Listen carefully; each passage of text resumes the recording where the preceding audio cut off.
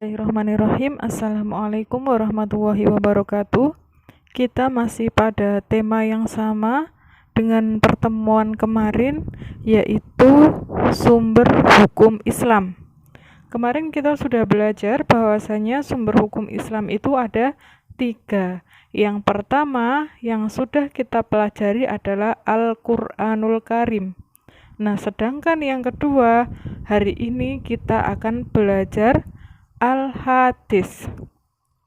Jadi yang pertama adalah Al-Quran, yang kedua adalah hadis, dan yang ketiga nanti adalah ijtihad. Hari ini kita temanya adalah hadis sebagai sumber hukum Islam yang kedua. Yang pertama terkait dengan pengertian hadis atau sunnah. Jadi di sini ada ulama yang menyamakan antara pengertian hadis dan sunnah. Ada juga ulama yang membedakan.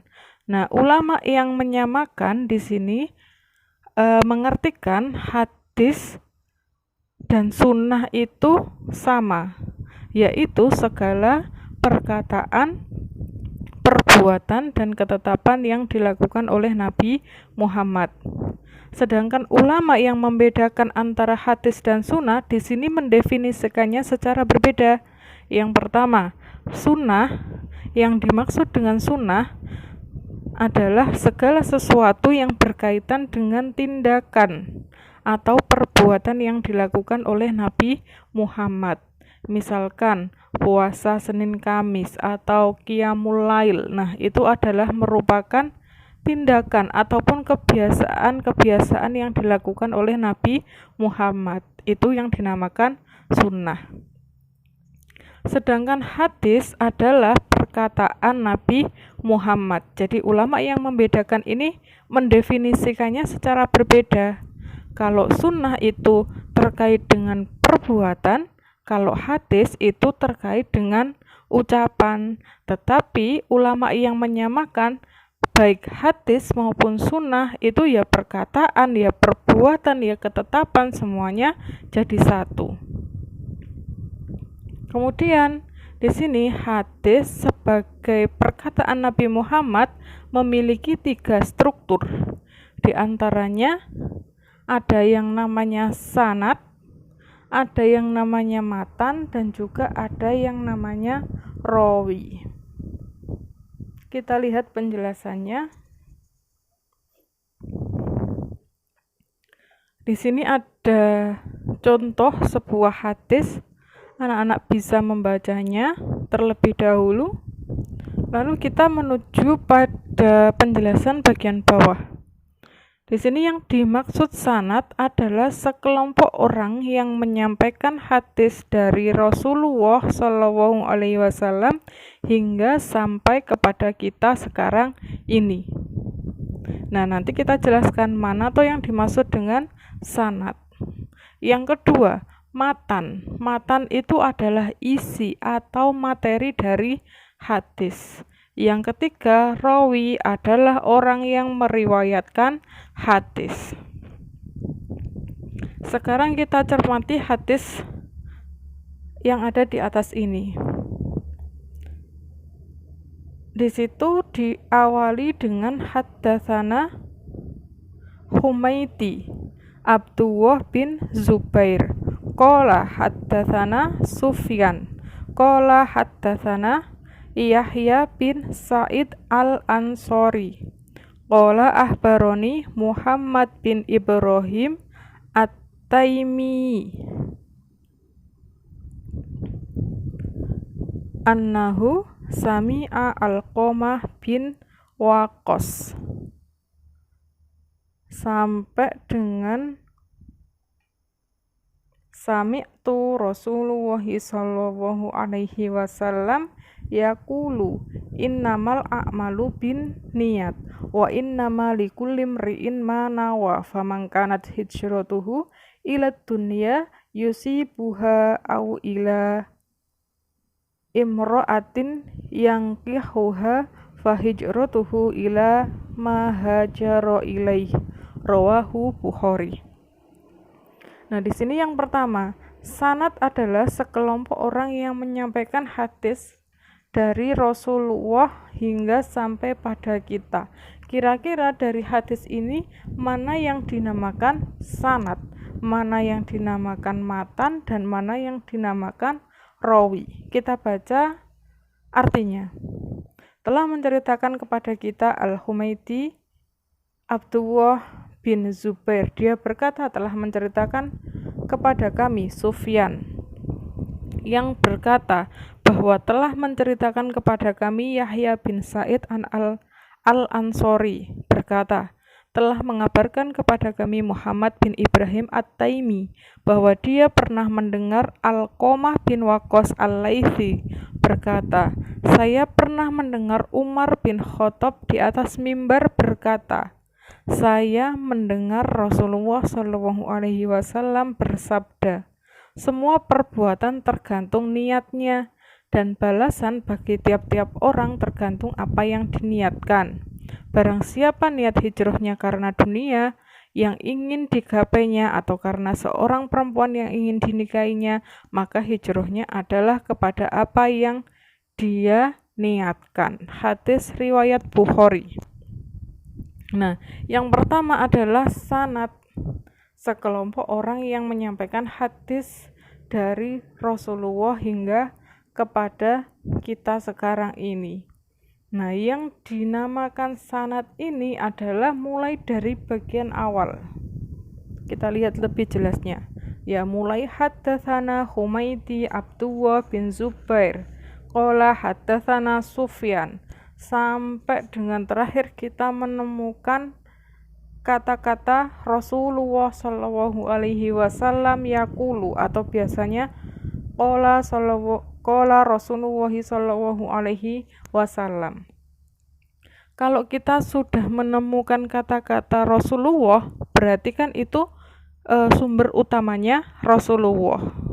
Berarti itu adalah batasnya sanad. Lalu setelah Rasulullah itu adalah yang dinamakan matan ataupun isi hadis. Isinya yang mana? Innamal a'malu bin niat sampai dengan hajaro ilaih. Bahwasanya segala perbuatan itu tergantung niatnya. Ini adalah isinya, adalah matannya. Sedangkan yang terakhir adalah rawi. Orang yang meriwayatkan hadis ini siapa? Di situ tertuliskan rawahu Bukhari. Jadi yang termasuk rawi di sini adalah Bukhari. Sampai sini paham ya? Jadi yang dinamakan sanad itu adalah sekelompok orang yang meriwayatkan hadis hingga sampai kepada kita sekarang ini. Ibaratnya dari Rasulullah. Ini kan hadis ini dari Rasulullah datangnya. Rasulullah menyampaikan segala sesuatu perbuatan itu tergantung niatnya. Nah, kemudian di sini yang menyampaikan pertama kali dari Rasulullah adalah Umar bin Khattab. Lalu dilanjutkan lagi Alqamah bin Waqqas. Selanjutnya sampai yang terakhir adalah Humaidi Abdullah bin Zubair. Nah, ini adalah rentetan sanadnya. Semua ini harus bersambung, tokoh-tokoh ini semuanya bersambung. Jadi yang pertama adalah Nabi Muhammad. Muridnya adalah tentunya Umar bin Khattab, karena Umar bin Khattab berasal dari golongan sahabat. Lalu selanjutnya Alqamah bin Waqqas ini pasti pernah berguru dengan Umar bin Khattab. Ini bersambung sampai dengan Humaidi Abdullah bin Zubair. Jadi tidak boleh terputus sanadnya.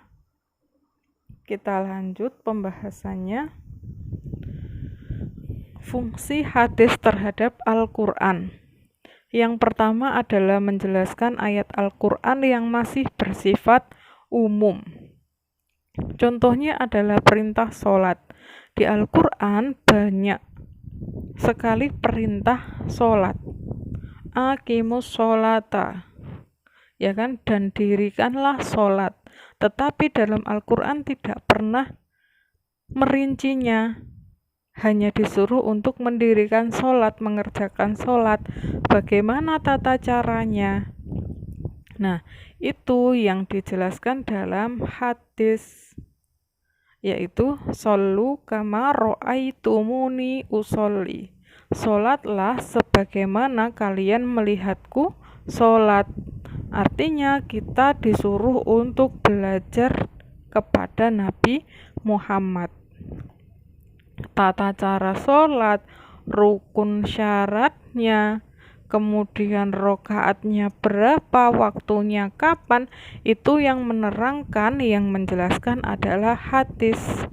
Sedangkan Al-Quran hanya memberikan perintah secara umum. Jadi fungsi yang pertama adalah menjelaskan ayat Al-Quran yang masih bersifat umum. Yang kedua, memperkuat pernyataan dalam Al-Quran. Contohnya, terkait dengan puasa. Jadi di dalam Al-Quran ada perintah untuk menjalankan puasa. Fa'idza ra'aitumul hilala fasumu. Berpuasalah jika kalian melihat bulan. Nah, dalam hadis ini dikuatkan. Ada sebuah hadis yang mengatakan, berpuasalah jika kamu melihat bulan dan berbukalah jika kamu melihatnya. Ini artinya sama, penguatan, ya kan? Dalam Al-Quran dijelaskan bahwasanya jika kamu sudah melihat bulan yang baru, itu artinya sudah masuk dalam 1 Ramadan, maka berpuasalah. Di hadis dikuatkan, apabila kamu sudah melihat bulan, maka itu sudah masuk bulan Ramadan, dan jika kamu melihat lagi, maka berbukalah, artinya 1 bulannya sudah selesai dan muncullah bulan baru. Ini yang dimaksud dengan memperkuat pernyataan dalam Al-Quran. Yang ketiga, menerangkan maksud dan tujuan ayat. Contohnya, dalam Al-Quran diterangkan azab bagi seseorang yang memiliki emas dan perak tetapi tidak mengeluarkan zakat. Jadi hanya ditunjukkan azabnya saja. Bahwasanya seseorang yang memiliki emas dan perak tetapi tidak membelanjakan hartanya di jalan Allah, maka azab Allah akan sangat besar. Hanya dijelaskan seperti itu. Tidak ada maksudnya apa, tujuannya apa. Nah, disinilah fungsinya hadis. Hadis menjelaskan maksud dan tujuan ayat. Kenapa toh orang yang punya perak, yang punya emas, kalau tidak mengeluarkan zakat akan mendapatkan azab. Nah, hal ini dimaksudkan agar harta yang kita miliki itu apabila dizakati menjadi harta yang berkah, harta yang baik, harta yang bersih dan juga suci. Yang terakhir adalah menetapkan hukum baru yang tidak terdapat dalam Al-Quran. Contohnya adalah dalam bab zakat pertanian. Dalam ayat Al-Quran tidak diterangkan batasan nisab zakat. Nisab ini adalah batas minimal dikeluarkannya zakat.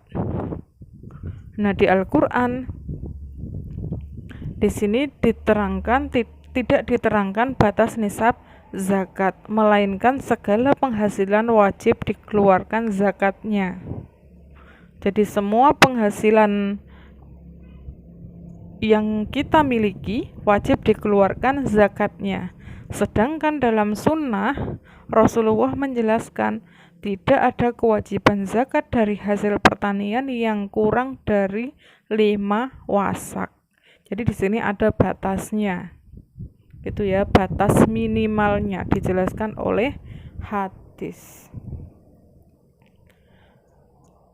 Jadi fungsinya ada 4. Yang pertama, menjelaskan ayat Al-Quran yang masih bersifat umum. Yang kedua, memperkuat pernyataan dalam Al-Quran. Yang ketiga, menerangkan maksud dan tujuan Al-Quran. Yang terakhir adalah menetapkan hukum baru yang tidak terdapat dalam Al-Quran. Kita lanjutkan macam-macam hadis. Nah, macam-macam hadis ini dibagi menjadi dua. Yang pertama ditinjau dari jumlah perawi. Yang kedua ditinjau dari kualitas perawi. Ditinjau dari jumlah perawi tentunya berkaitan dengan banyaknya orang yang meriwayatkan hadis. Dibagi menjadi tiga. Yang pertama adalah hadis mutawatir. Yang kedua adalah hadis masyhur. Yang ketiga adalah hadis ahad.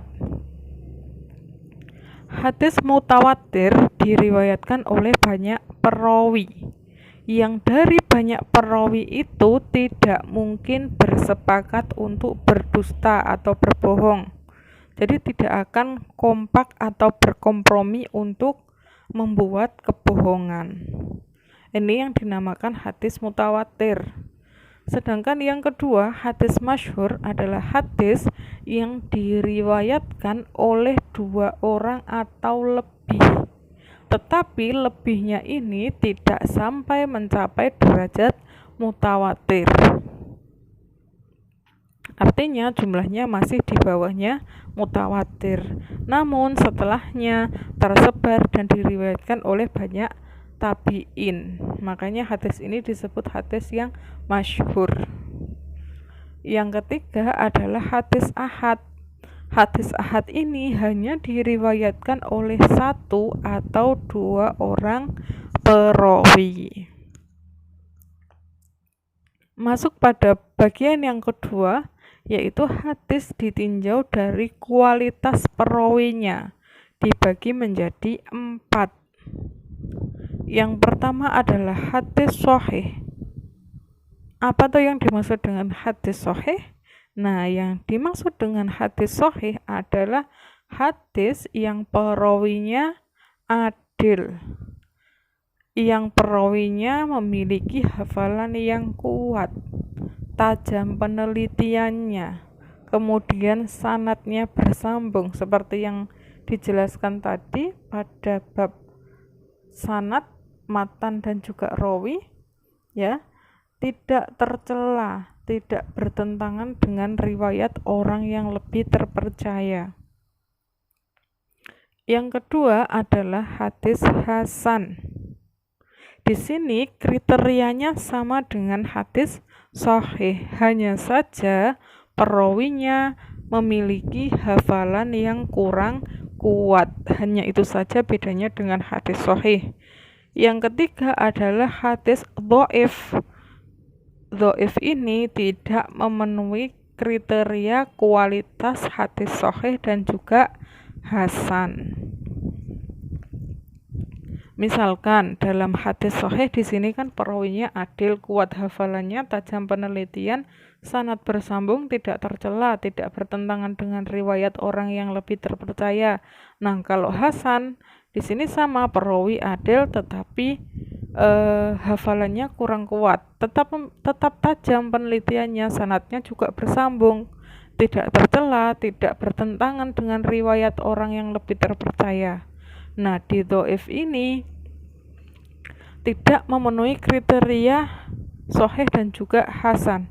Misalkan kalau saya perinci seperti ini, perawinya bisa jadi tidak adil, bisa jadi perawinya juga kurang kuat hafalannya.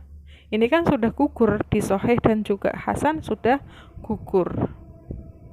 Maka hadis yang seperti itu dinamakan hadis dhaif. Yang terakhir adalah hadis maudhu. Nah, sebenarnya hadis maudhu ini tidak bisa disebut hadis karena ini merupakan hadis palsu. Jadi kalau diurut sanadnya itu tidak sampai kepada Rasulullah, sanadnya tidak bersambung. Ya, dalam artian mungkin ini ada suatu golongan yang ingin membenarkan segala sesuatu dengan membuat hadis, disebut hadis palsu atau hadis maudhu. Mungkin demikian pembahasan kita tentang sumber hukum Islam yang kedua, yaitu hadis. Jadi untuk rujukan pertama dalam segala permasalahan dalam kehidupan kita, yang pertama tentunya kita harus merujuk pada Al-Quran. Barulah yang kedua kita merujuk pada hadis. Karena sebagaimana kita tahu bahwa fungsi hadis adalah menerangkan ayat Al-Quran yang masih bersifat umum, memperkuat, kemudian menjelaskan maksud dan tujuan, dan yang keempat adalah menetapkan hukum yang tidak ada dalam Al-Quran. Mungkin seperti itu, semoga bermanfaat apa yang kita pelajari hari ini. Sekian, Assalamualaikum warahmatullahi wabarakatuh.